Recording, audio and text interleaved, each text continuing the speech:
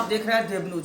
हमारे साथ महिला मोर्चा से पिंकी गुप्ता जी मौजूद हैं, जो बड़े गांव गेट बाहर रहा करती हैं। इस बार महापौर की दावेदारी करने जा रही हैं। आपको अवगत करा दें, ये पिंकी गुप्ता जी हैं जो 5-6 वर्षों से भारतीय जनता पार्टी में निरंतर जुड़ी हुई हैं और कार्य कर रही हैं। आपको बता दें, ये महापौर का आने वाला चुनाव है, आगामी चुनाव है, तैयारियों में जुटी हुई हैं। अब जानते हैं कि आखिरकार ये महापौर का चुनाव कब और कैसे दिमाग में आया, क्यों लड़ने जा रही हैं। अगली आवाज़ पिंकी गुप्ता जी की। गुप्ता जी नमस्कार। नमस्ते भैया, मैं पिंकी गुप्ता जी। मैं बड़ा गांव गेट बाहर रहती हूँ सबसे बड़ा चुनाव महापौर, जी। ये मन में क्वेश्चन क्यों आया, क्यों लड़ने जा रही हूँ आप? देखो, चुनाव लड़ना अपनी एक अलग अलग मतलब वो है आदमी की सोच। ऐसे मेरा चुनाव लड़ने का एक ही मकसद है कि झांसी में मतलब बहुत सी चीज़ें हैं सिर्फ कागजों में होती हैं, हकीकत में कुछ भी नहीं होता है। इसलिए मैं सोच रही हूँ जो हकीकत है वो हकीकत आनी चाहिए, क्योंकि जनता जो एक चुनाव लड़ती है, चुनाव मतलब जो टिकट डालती है, वोट डालती है, हम लोग वोट मांगते हैं, वोट डालती है, लेकिन वोट लेने के समय तो हम उनका पूरा हाँ भाई हम आपका ख्याल रखेंगे 1000 वादे करते हैं, लेकिन 1000 में से हम 10 वादों को भी पूरा नहीं निभाते हैं। तो और मेरा मानना ये है कि नहीं, जनता पागल नहीं है। आज की जनता सशक्त हो गई, समझदार हो गई है, और जनता जानती है कि हमारे लिए क्या अच्छा है क्या बुरा है। क्योंकि पहले मैं भी जब पार्टी से नहीं जुड़ी थी, लेकिन पार्टी की शुरू से समर्थक हूँ, क्योंकि हमारे यहाँ शुरू से जब से मैंने वो संभाला है, मेरे परिवार में सभी बीजेपी से हैं और मैं भी बीजेपी से ही थी अभी तक। अब मैं 5-6 साल से पार्टी में आई हूँ।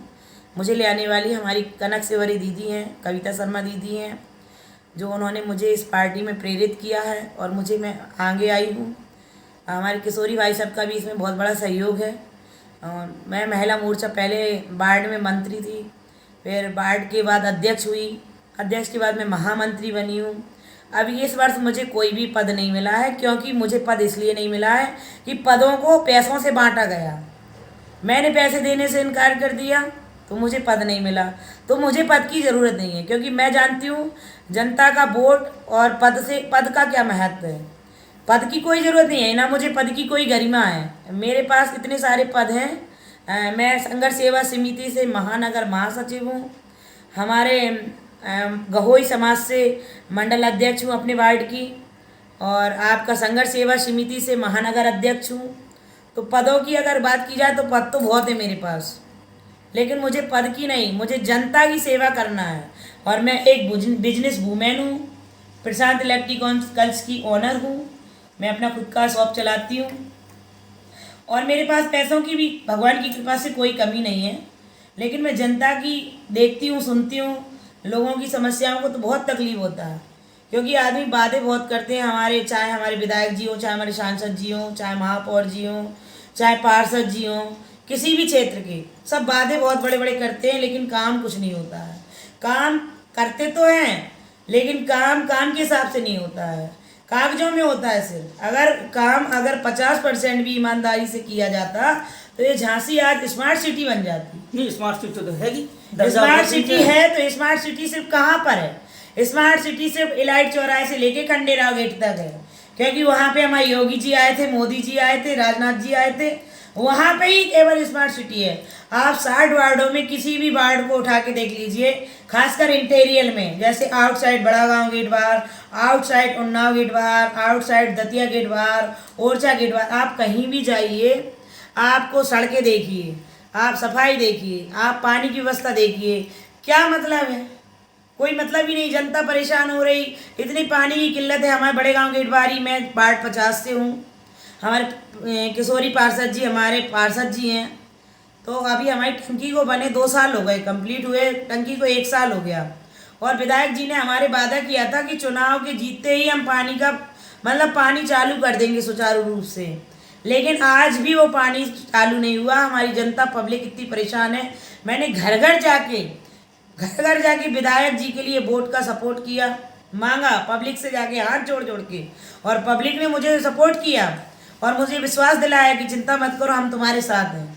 और हमारे विधायक जी को भारी मतों से जितवाया। हमारे बड़े गांव गेट बार में आप चुनाव में देख लीजिए, सबसे ज़्यादा वोट बीजेपी को मिला है, जबकि यहाँ पे सपा का ज़्यादा स्कोप है। उसके बाद भी हमारे बीजेपी के सबसे ज़्यादा वोट गए हैं। क्यों गए हैं? क्योंकि विधायक जी आए यहाँ पे, हम लोगों ने भी बराबर 1 महीने रेगुलर हमने समय दिया क्षेत्र में। सबके घर घर जाके समस्याओं को सुना, लेकिन आज सारे लोग हम ही को बोलने आते, क्योंकि मैं दुकान पे बैठती हूँ, सब पब्लिक मुझे जानती है अच्छे से, हर बच्चा मुझे इस क्षेत्र का जानता है, बड़े गांव गेट बाहर का कोई भी बच्चा, डड़ियापुरा का एक एक बच्चा मुझे जानता है। तो मुझसे आके बोलता है, आंटी आप वादे कर रहे थे हम पानी चालू करा देंगे, ये करा देंगे, अब कहाँ है आपका वादा? तो मैं जवाब नहीं दे पाती हूँ, मुझे शर्म से सर झुकाना पड़ता है, क्योंकि मैंने हमारे पार्षद जी से बोला तो पार्षद जी बोले कि ये बड़ी वो है लाइन, जब ऊपर से आएगी, अभी लाइन हसारी तक आई है, बबीना तक आई है, फिर हसारी तक आई है, तो अभी झांसी तक नहीं आ पाई है।